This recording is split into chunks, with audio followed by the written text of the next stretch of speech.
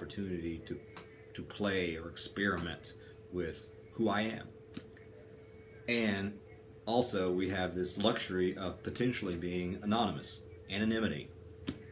I'm disembodied, my body's not there, and nobody knows me or who I am. I can hide, so who knows? I can experiment with my identity. And some of this, a lot of research is the problematic stuff where, we got stalkers and all those folks who so there are obviously some problematic stuff, but also it can be liberating.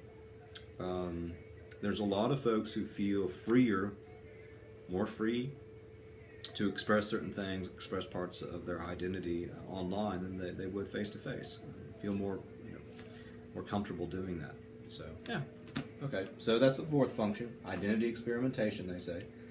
Function 5, impression formation and management. Impression formation and management is a big part of interpersonal communication. And so we construct our profiles on different social networking sites in particular ways so people will have certain impressions of us. So we display certain likes or dislikes, we post certain photos, we join certain groups. And the research does say that stuff on Facebook profiles are usually accurate, and I talk about how I had 2 different accounts.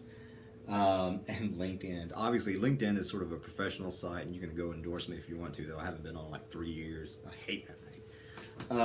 Will you endorse me? Will you endorse me? Will you endorse me? No. But in any case, Vine, yeah. New stuff like Vine.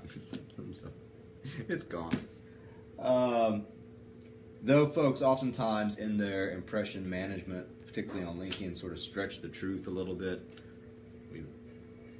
we don't have any truth stretchers in our world, do we? We tend to play up the good and play down the bad. You think? Unless we are seeking attention. Very often, I'm not going to turn that on. Maybe I will. It's probably better if you can't see me. It adds to the sort of the nice ambiance, but maybe you can see this a little bit better.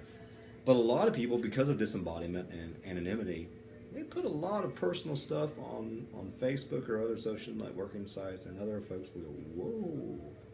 Some people can be very self-disclosive, and we'll talk about self-disclosure and stuff like that, but it can be problematic because oftentimes folks are not thinking about impression formation and management. Because sometimes folks put, this is one of the reasons why in the syllabus I sort of say jokingly, don't post any, naughty pictures or whatever from spring break. People look at that stuff. You got yourself a picture of you doing a keg stand or something like that. People are going to see that. Once it's online, so be very, very careful about stuff like that. And the company we keep and attractiveness. This stuff is really important. I think it's really, really interesting. So paragraph on the bottom of page 10 and 11 when you get the book is particularly important. Basically it says, blah, blah, blah, blah, blah. Walther and colleagues found that if a person's friends were attractive, the target was more likely to be found physically attractive. So if you have attractive friends on Facebook and people see your friends, they perceive you as more attractive. So don't friend your ugly friends. Oh, man. Complimentary and pro-social statements by friends enhance the profile owner's social and task attractiveness, as well as targets credibility, whereas negative statements depicted what the hell is that word? Undesirable traits, very sciencey, raised male attractiveness while lowering female attractiveness. So basically, if people say nice things about you, it adds to your attractiveness. But if they say bad things about you, it adds to your attractiveness, but only if you're a male. Oh, jeez. So, furthermore, number of friends can have a significant impact on social attractiveness. Lots of people have studied this.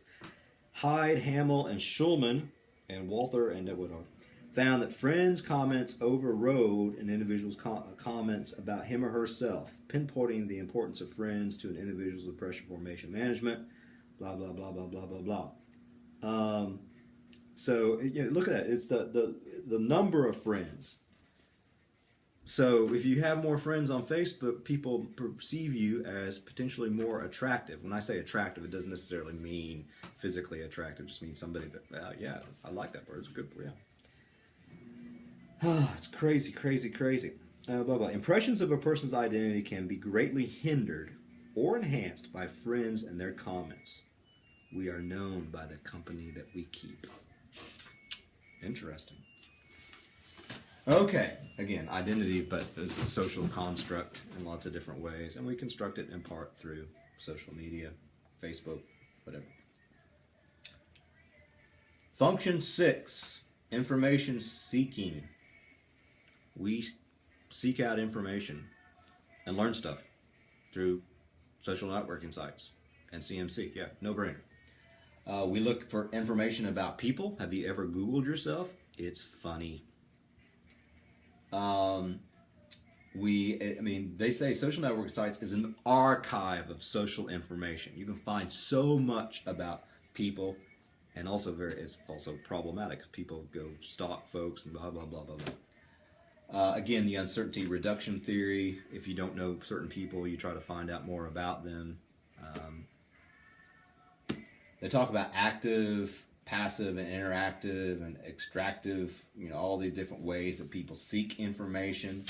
I'll let you read more about this, because I'm starting to once you get the book, I'm starting to beat a dead horse. But, there are certain different ways that people tend to seek information about things. And oftentimes, we use search engines and stuff like that in order to do so. So again, I'll let you read that. But okay, so we're trying to find information. That's the long and the short of it is. Sanders finds interactive strategies most effective on Facebook. So directly interacting with someone and processes of self-disclosure. So a friend on Facebook posts something, you respond, or you have some sort of live chat. Sanders, not Colonel Sanders, Sanders says, someplace in here, that's the most effective way of learning about people on Facebook. Okay. Then, of course, we have targeted marketing. You know how that works, that you like something and then all of a sudden commercials pop up. Columbia College now does that, I think. Anytime you post Columbia, I think they got rid of that microsite. Thank goodness. And then can you read the rest? But the main point is we live in this social networking site, CMC culture, and it tends to be the primary way that we try to find out information generally, but try to find out information about people. We are all private detectives. Private eyes are watching you. We see your every move. When they do, it's crazy. Surveillance. Function 7, meta-communication. What is meta-communication? It is communication about communication. Meta is beta.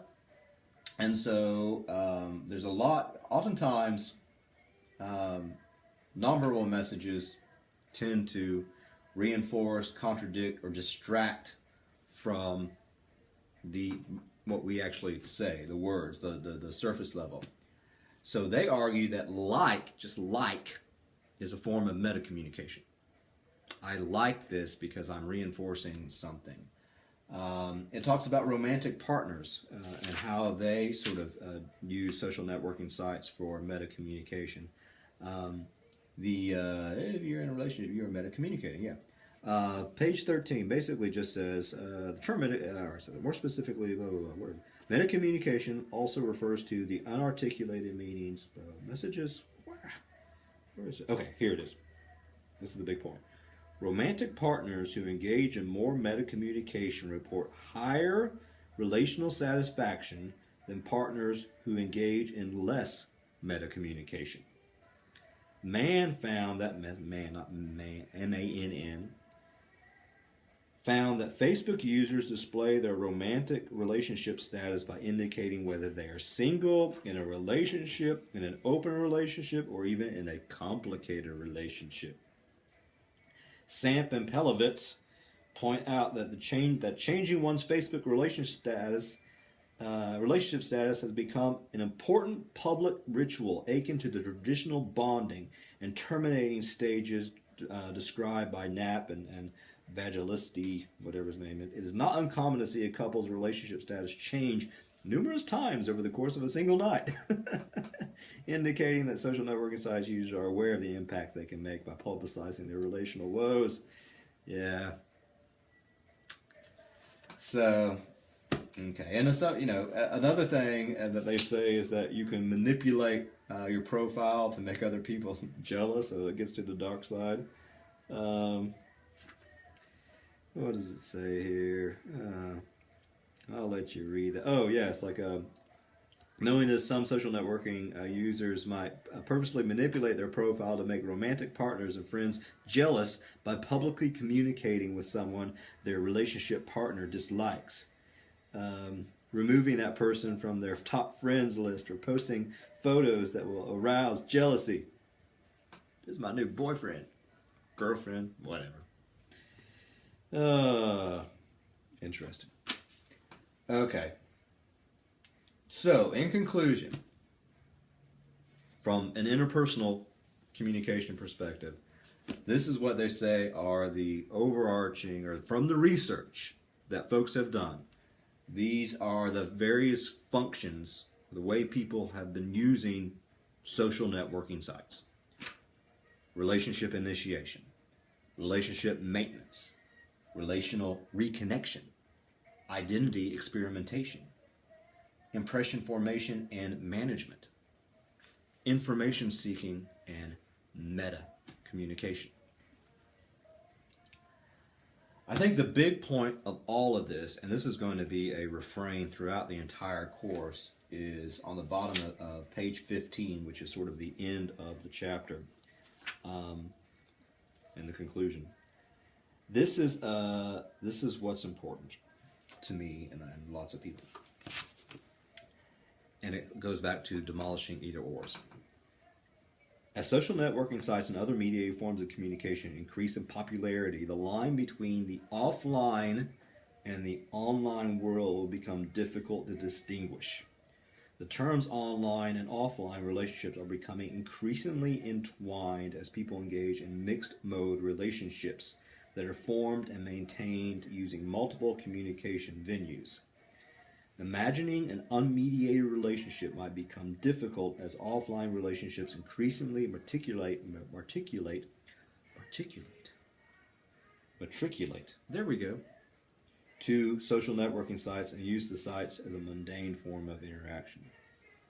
So, basically, we have to appreciate that what was face-to-face and what was CMC merging, offline, online, merging, and everything is blended, and we need to appreciate that and try to understand what's going on and what impact that has on our culture, on our community, on our relationships, on our identity, and all that type of stuff.